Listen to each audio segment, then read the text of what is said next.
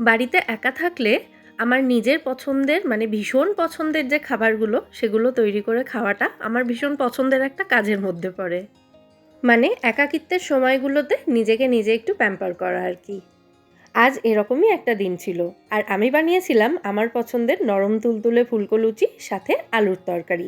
তাই ভাবলাম রেসিপিটা আপনাদের সাথেও শেয়ার করে নেওয়া যাক। নমস্কার বন্ধুরা, মেঘার সাথে বাঙালিয়ানার আরও একটি নতুন পর্বে আপনাদের সবাইকে স্বাগত। আশা করি আপনারা সবাই খুব ভালো আছেন এবং সুস্থ আছেন।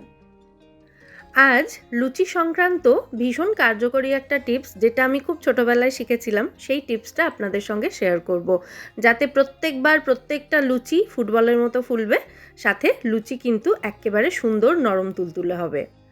2 কাপ ময়দার সাথে নিয়ে নিচ্ছি আমি 1 টেবিল চামচ পরিমাণে সুজি। সুজিটা কিন্তু খুব বেশি পরিমাণে নিতে হবে না, 2 কাপ ময়দার জন্য জাস্ট 1 টেবিল চামচ সুজি যথেষ্ট।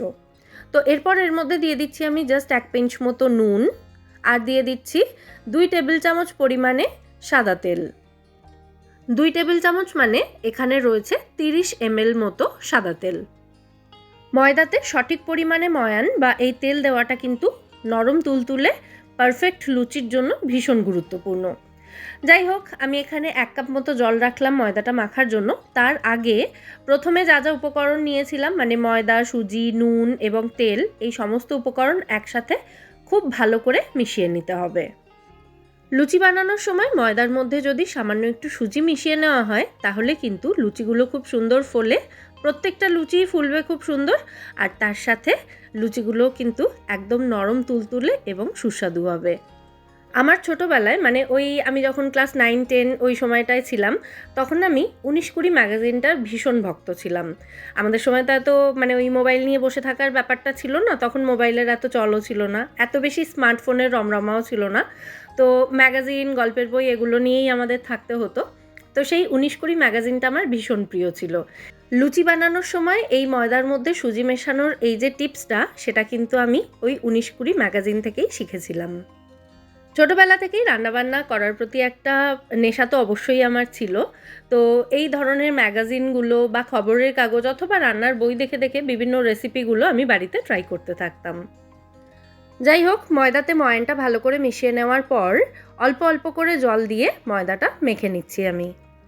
একবারে বেশি জল দিয়ে দেবেন না, কারণ লুচি বানানোর জন্য কিন্তু আমাদের খুব বেশি নরম ডো দরকার নেই।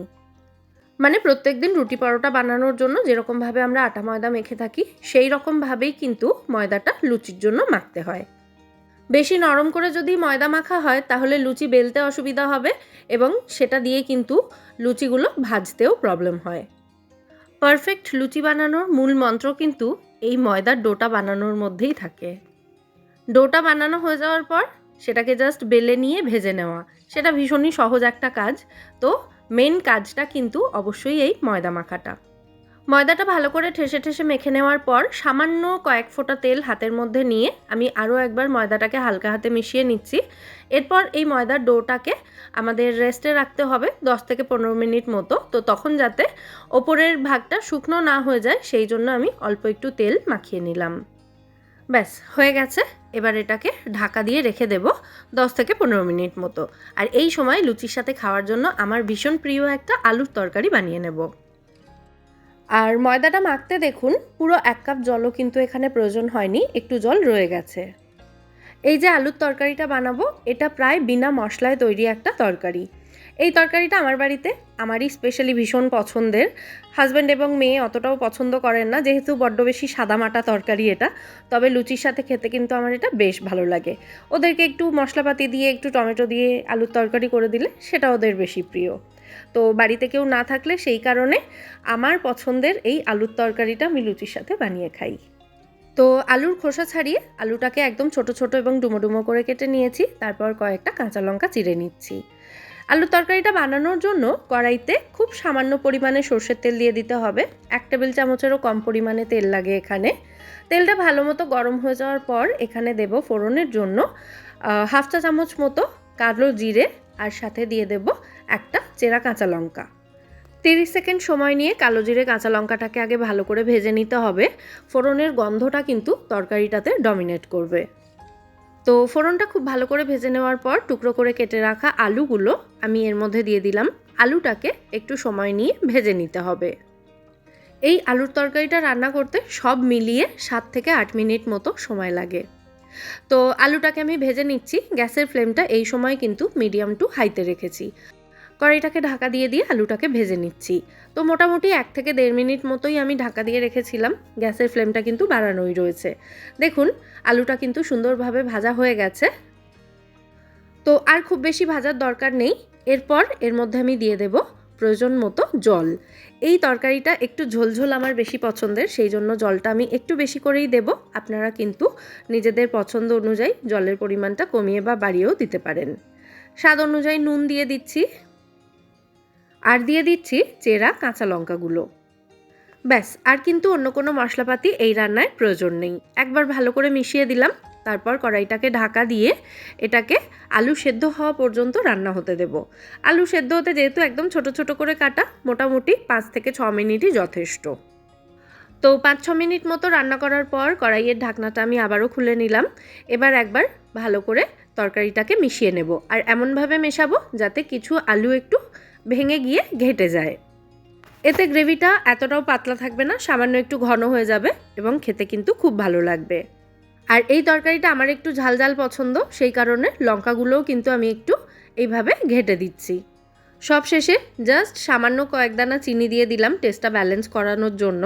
তারপর আবারও ভালো করে মিশিয়ে দিচ্ছি এবং আমাদের আলুর তরকারি কিন্তু এখানে একেবারে রেডি হয়ে গেছে। এরপর গ্যাসের ফ্লেমটা অফ করে দেব। তারপর সামান্য কয়েক ফোঁটা সরষের তেল ওপর থেকে ছড়িয়ে দিয়ে কড়াইটাকে ঢাকা দিয়ে রেখে দেব। তরকারির রঙটা যদি আরেকটু সাদাটে টাইপের করতে চান তাহলে সরষের তেলের পরিবর্তে রান্নাটা অবশ্যই সাদা তেলে করবেন। যাই হোক, ওই কড়াইটা আমি সরিয়ে নিয়েছি। এরপর লুচিগুলো ভাজবো, তার জন্য অন্য একটা কড়াই বসিয়ে পর্যাপ্ত পরিমাণে তেল দিয়ে দিলাম। তেলটাকে খুব ভালো করে গরম হতে দিতে হবে। তো যতক্ষণে তেলটা গরম হচ্ছে ততক্ষণে আমি এই ময়দার ডোটা থেকে লেচি কেটে সেগুলো বেলে রেডি করে নেব। ময়দার ডোটাকে আরও একবার হালকা হাতে সামান্য কয়েক সেকেন্ডের জন্য মেখে নিয়েছি। তারপর আমি এর মধ্যে থেকে লেচি কেটে নিয়েছি। চাকি বেলনের মধ্যে সামান্য একটু তেল মাখিয়ে নিয়ে তারপর লেচিগুলোকে আমি বেলে নিচ্ছি। তাহলে কিন্তু আর লেচিগুলো বেলার সময় এর মধ্যে তেল ব্যবহার না করলেও চলবে। লুচি আমি একেবারে নিখুঁত গোল করে বেলতে পারি না, একটু এদিক ওদিক হয়েই যায়, তবে রুটিটা ঠিকঠাক বেলতে পারি।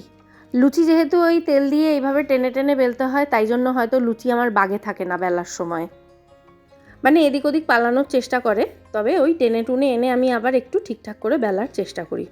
যাই হোক, অনেক ফাজলামি হয়েছে। এদিকে লুচির জন্য তেলটাও কিন্তু খুব ভালো মতো গরম হয়ে গেছে। একদম ধোঁয়া ওঠা গরম করতে হবে তেলটাকে। তারপর গ্যাসের ফ্লেমটাকে মিডিয়াম টু হাইতে রাখতে হবে, মানে মিডিয়াম এবং হাইয়ের মাঝামাঝি রেখে লুচিগুলো তেলের মধ্যে দেবেন। একদম ঝপাং করে তেলের মধ্যে ডুবিয়ে দিয়ে এভাবে একটু চেপে দিলেই কিন্তু লুচি খুব সুন্দর করে ফুলে উঠবে। তারপর এগুলোকে ভেজে নিয়ে তুলে নিতে হবে, আর খুব বেশি সময় নিয়ে ভাজবেন না, তাতে লুচিগুলো একটু ব্রাউন ব্রাউন হয়ে যায়, সেটা আমার একেবারেই ভালো লাগে না। তবে আপনাদের যদি ভালো লাগে আপনারা সেভাবেও ভাজতে পারেন। আফটারঅল খাবেন তো আপনারাই, তাই নিজেদের পছন্দটাকেই সেখানে গুরুত্ব এবং প্রাধান্য দেবেন। আমার কথা শুনতে হবে না, তাহলে কিন্তু জিনিসটা আমার পছন্দের তৈরি হয়ে যাবে। এনিওয়েজ, কয়েকটা লুচি আপনাদের ভেজে দেখিয়ে দিলাম। দেখতেই পাচ্ছেন প্রত্যেকটা লুচি কিন্তু খুব সুন্দর ফুলছে। ব্যাস, আমার পছন্দের লুচি এবং আলুর তরকারি দুটোই কিন্তু একেবারে রেডি হয়ে গেছে। রোদ পড়ছিল থালাটার ওপরে, সেই জন্য লুচির কালারটা, মানে কয়েকটা লুচি একটু হলদেটে লাগছিল দেখতে, তাই আমি থালাটাকে ঘুরিয়ে ঘুরিয়ে দেখছিলাম যে সত্যিই কি হলদেটে হয়েছে নাকি লুচিগুলো ঠিকঠাকই আছে। আলুর তরকারিটা এরম টেলটেলে দেখতে হলেও খেতে কিন্তু খাসা হয়। আমি জানি এই আলুর তরকারির এত ভূমিকার প্রয়োজন হয় না, এটা ভীষণ সাবেকি একটা রান্না। আমার মতো অনেকেরই ভীষণ প্রিয় এইরকম আলুর তরকারি। আর লুচিগুলো দেখুন একেবারে নরম তুলতুলে হয়েছে। লুচি বানাতে গিয়ে অনেক বন্ধুরাই অনেক রকম সমস্যার সম্মুখীন হন, আমাকে কমেন্টে অনেকে জানানো। তো সেই কারণেই ভাবলাম লুচি যখন বানাচ্ছিলামই, তো আপনাদের সঙ্গেও রেসিপিটা শেয়ার করি। ছোট্ট ছোট্ট টিপসগুলো অবশ্যই ফলো করবেন, তাহলেই কিন্তু লুচি খুব সুন্দর এবং পারফেক্ট হবে। আর যদি কখনো লুচি বানানোর সময় ময়দাতে সুজি না মিশিয়ে থাকেন তাহলে অবশ্যই একবার ট্রাই করে দেখতে পারেন, ভীষণ ভালো লাগবে। রেসিপিগুলো আপনাদের কেমন লাগলো সেটা কিন্তু কমেন্টে অবশ্যই জানাবেন। ভালো লাগলে ভিডিওটাকে ছোট্ট করে একটা লাইক এবং শেয়ার করে দেবেন। আজকের মতো এখানেই বিদায় নিচ্ছি, আবার দেখা হবে পরের পর্বে। সবাই সুস্থ থাকবেন, ভালো থাকবেন এবং সবাইকে খুব ভালো রাখবেন। নমস্কার।